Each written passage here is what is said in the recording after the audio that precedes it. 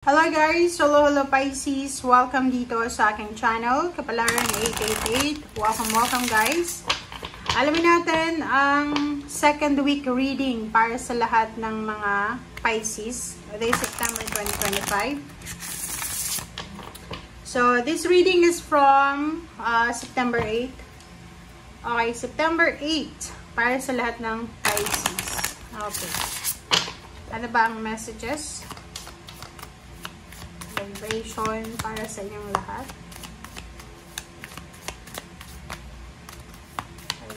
Pisces. Okay, first two cards natin, Pisces. Sa linggong ito ay kinakailangan mong magdesisyon. Okay? Sinasabi ng bara sa'yo dito, Pisces, na sa linggong ito ay posibleng ikaw ay magdedesisyon.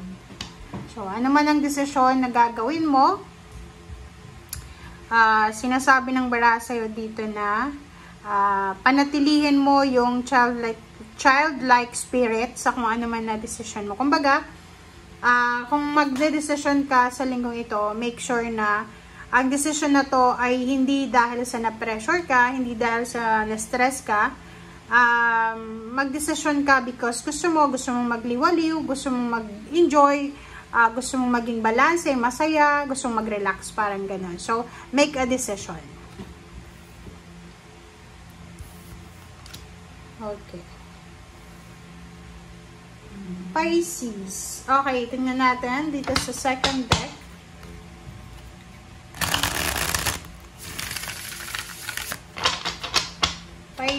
Pisces. Second week na tayo ng September. Ang bilis ng panahon, guys.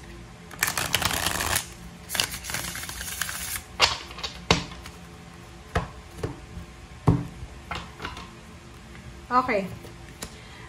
Eight of Air. This is Eight of Swords.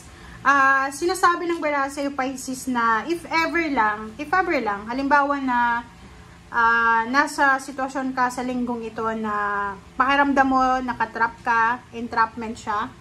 Pakiramdam mo yung parang imprisoned ka and kulang ka sa self-confidence, natatakot kang gumawa ng aksyon. Yun, sinasabi ng baraha, gawin mo yung decision na to because gusto mong mag-enjoy, gusto mong mag-relax, or gusto mong bumalik sa kumbaga, gusto mong mabigyan ng katahimikan yung iyong sarili. Parang ganon. So, your decision ay depende sa kung ano yung magdadala sa'yo ng happiness. Okay. So, let's clarify kung ano ang sasabihin sa'yo ng baraha.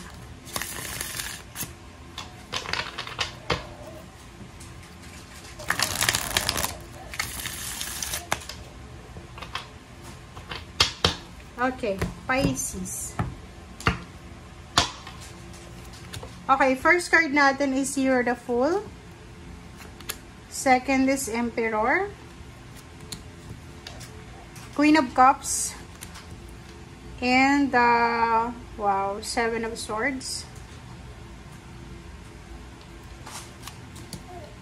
And then, Victory and Success. Six of Wands. Alright, so sa lalim mo, Pisces, is Strength and Ace of Pentacles. Wow, so there's a celebration coming.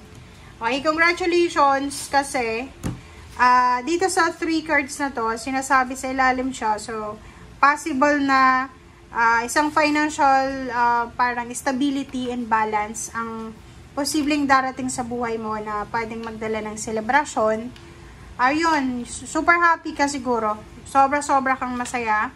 Because of finances, because yung financial mo ay sobrang stable, secured, or maybe wala kang dapat na problemahin sa pera ngayong linggong ito. Parang ganon. So, Ace of Pentacles, may possible dito na incoming diba? There's a lump sum of money, there's a financial new beginnings, there's a financial windfall, parang ganon, na darating sa'yo. So, salary increase, higher position, lump sum of money, inheritance, mga payments, payouts, bonuses, or kung ano pa man siya na pwede mong pagkakitaan. Okay. Zero the Fool and the Emperor. Sinasabi, plus meron ditong strength, sinasabi sa iyo, Pisces, ng baraha, na maraming magsisimula sa buhay mo, or maraming parang ano to risky decision. Like, for example, isang risky decision ang gagawin mo para sa stability. Okay? Stability ng iyong buhay. Okay? Yung Zero the Fool na to, tsaka the Emperor, sinasabi ng baraha sa'yo na meron ditong Pisces na posibleng may magsisimula sa buhay mo na posibleng magdadala sa'yo ng power and authority. 'Di ba? Like, pwedeng ma-promote ka na maging supervisor, manager. So, magkakaroon ka ng otoridad sa isang opisina, sa isang trabaho na makapag-decide. So, yung iba din, Queen of Cups, sinasabi, you have the authority, you have the choice, you have the option. You're empowered na gawing maganda, maayos, tahimik yung buhay mo. Okay? Kahit na mayroong mga 7 of Swords. So, ibig sabihin yan, ang ibig sabihin lang yan, Pisces, kahit na may mga taong tumatrader sa'yo, diba? Kahit may mga taong pinag-uusapan ka, tumatrader sa'yo, sinasabi ng baraha sa'yo na kailangan mo pa rin na magdesisyon para sa sarili mo. Like, minsan, diba, kung halimbawa na mahina yung loob mo, pag mayroon sa'yong tumatrader, or maraming mga naririnig kang negative laban sa'yo, parang nangihina yung kalooban mo, diba? But in your case, sa linggong ito, sinasabi ng baraha sa'yo na okay lang yan, kahit pag-usapan ka nila, kasi the more na pinag-uusapan ka nila, the more na magtatagumpay ka.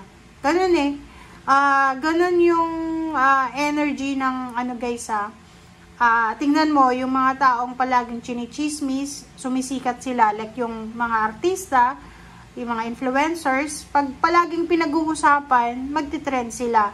Sa totoong buhay, ganun din May mga taong pinag-uusapan yung isang tao na to, na wala siyang kaalam-alam, and hindi nila nalaman that person biglang umasenso Kasi habang busy yung mga tao na pag-usapan siya, busy naman siya sa pagtatrabaho, pagnenegosyo, or pagde-develop sa kanyang mga skills, parang ganun.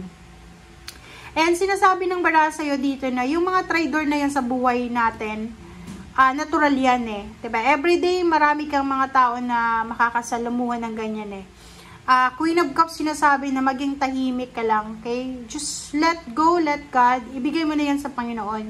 As long as na wala kang tinatapakan na tao. And Zero the Fool, may mga relationship, may mga trabaho siguro na parang natapos na, or mayroong mga parang hindi ka nagustuhan. But the Zero Fool ay binibigyan ka ng opportunity and possibility na makapagsimula ulit.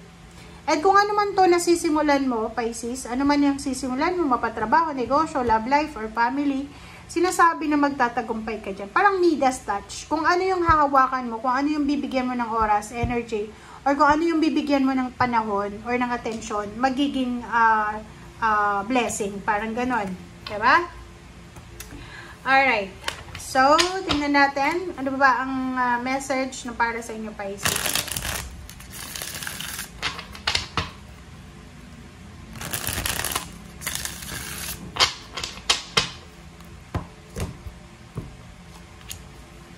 Okay, heartaches, lovers, wow, OMG.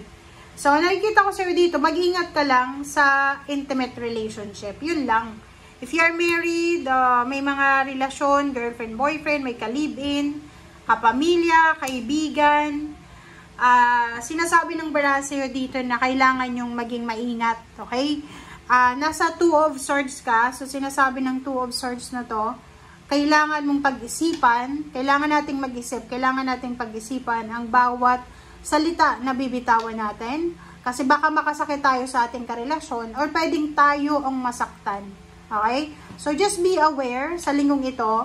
But yung emotion mo na yan, Pisces, and emotion ng karelasyon mo, normal yan. Kasi nasa eclipse season tayo. Plus, ano to eh, 7-8 yung lunar eclipse. Yung lunar eclipse, talagang emotion yan eh.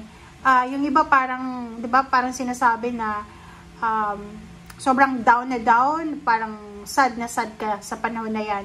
Pero yung iba, hindi naman. But, eto, sinasabi ng baraha, if ever lang may mga disagreement, misunderstanding with someone else na related sa'yo, kailangan natin na isipin na, okay, matatapos at matatapos yan. Okay? So, nakikita ko sa'yo dito, meron ka na plano sa linggong ito. Maybe you have a plan with your spouse, with your husband or wife, or maybe with your girlfriend, boyfriend, or with your family. Isang plano na posibleng hindi matuloy.